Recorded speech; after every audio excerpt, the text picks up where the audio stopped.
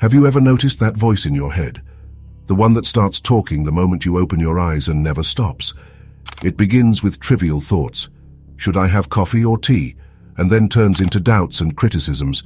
Why did I say that? What if I was wrong? What will they think of me? It's a continuous stream, a background noise accompanying your entire day. It seems like a part of you, but is it really? Have you ever had a sudden thought, like a brilliant idea while driving or a memory resurfacing for no reason? Did you consciously choose them or did they just appear? The truth is, you don't control that voice, you hear it. It's like a radio that's always on. But be careful. Just because you hear it doesn't mean it's telling the truth. That voice doesn't always work in your favor. Sometimes it's your worst saboteur. It brings up past mistakes, amplifies fears, and invents catastrophic scenarios. And the more you listen, the more convinced you become that it's real.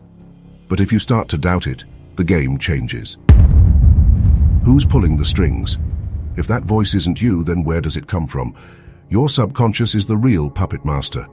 It's like a giant archive that collects every experience and uses them to generate thoughts. But its goal isn't your happiness. It's survival. For example, if you once felt judged for the way you dressed, your subconscious stores that discomfort. So the next time you pick an outfit, the thought appears, what if they look at me funny? Better not risk it. But those thoughts aren't truths. They're just reflections of old fears. And the best part? Many of them aren't even yours. They've been shaped by family, society, and culture. Have you really chosen what to believe about yourself, or have you simply inherited those beliefs? If that voice brings anxiety and insecurity, why do we keep listening to it? Simple. Because we identify with it. Even when it's negative, it confirms the idea we have of ourselves. It's like an old movie you know by heart. Even if you don't like the plot, it's comforting, because it's familiar. Better an unhappy but known story than the uncertainty of something new.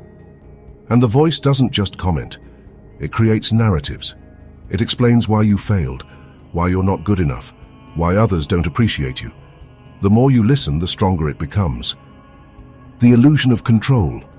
One of the mind's biggest tricks is making you believe that you are your thoughts. If I think it, it must be true. But think about it. If you really controlled them, wouldn't you always think positive things? Yet thoughts tend to drift toward fear and doubt. That's because the voice in your head disguises itself as you, saying I am or I can't. But they're just words, repeated patterns over time. In reality, thoughts are like your heartbeat.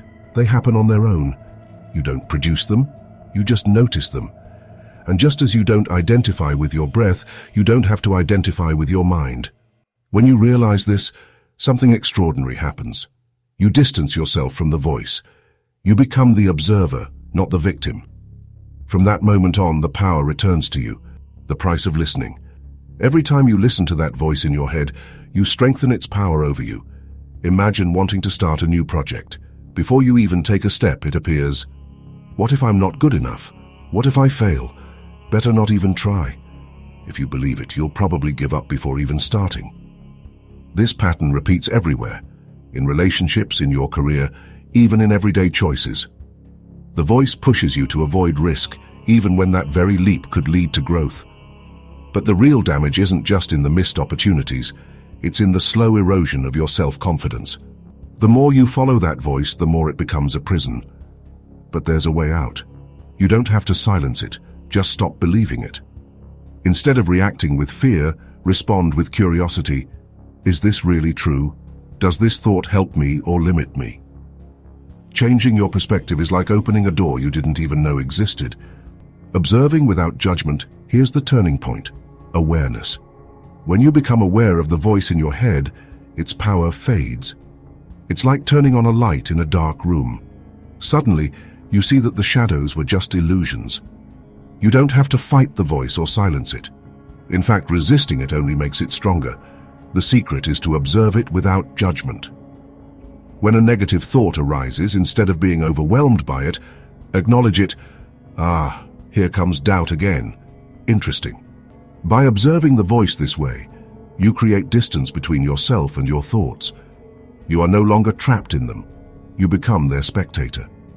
You'll notice that the voice is more persistent during moments of stress or fatigue. This awareness is powerful. Instead of being swept away by the flow, you learn to choose how to respond. And the more you observe, the freer you become. You realize that you don't have to believe everything you think. You can embrace only the thoughts that serve you and let go of those that hold you back. Here lies true freedom. The shift.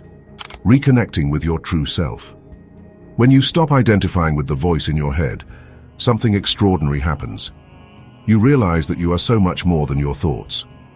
It's like taking off an old costume and rediscovering who you really are. Your true self is not that voice that criticizes you, makes you fear the future or regret the past. It is the silent awareness that observes all of this. It is the stillness that remains even in chaos. When you understand this, you free yourself from the stories your mind has been telling you for years. You are not a collection of judgments and beliefs imposed from the outside. You are something deeper, limitless, unchanging. The voice won't disappear entirely. It will continue to speak, but it will no longer be your master. It will become a tool. And once you learn to use it instead of being controlled by it, you will discover a new level of peace, clarity, and purpose. Practices to free yourself from the voice. Understanding how the mind works is one thing. Freeing yourself from it is another. Here are 3 practical steps to regain control. 1. Practice mindfulness. Spend a few minutes each day in silence. Focus on your breath or a sound. When thoughts arise, let them pass without clinging to them. 2. Question your thoughts. Every time the voice tells you, you're not good enough, ask yourself, is this true? Is this helping me? Most of the time, the answer will be no. 3.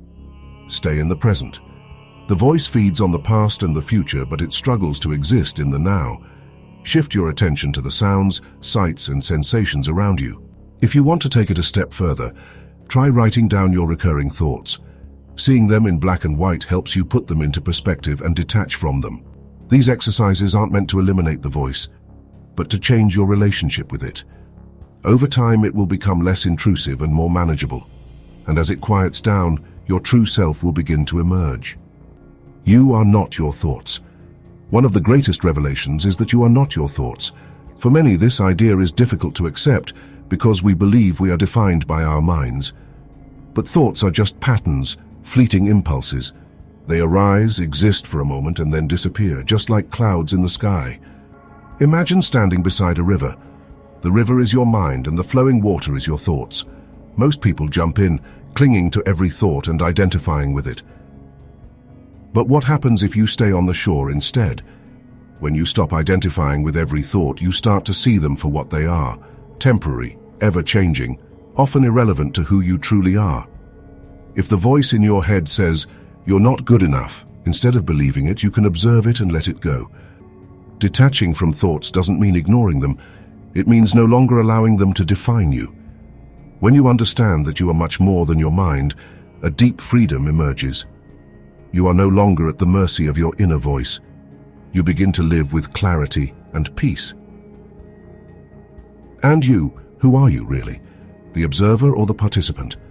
If this journey has inspired you, continue with the next video, another step toward awareness.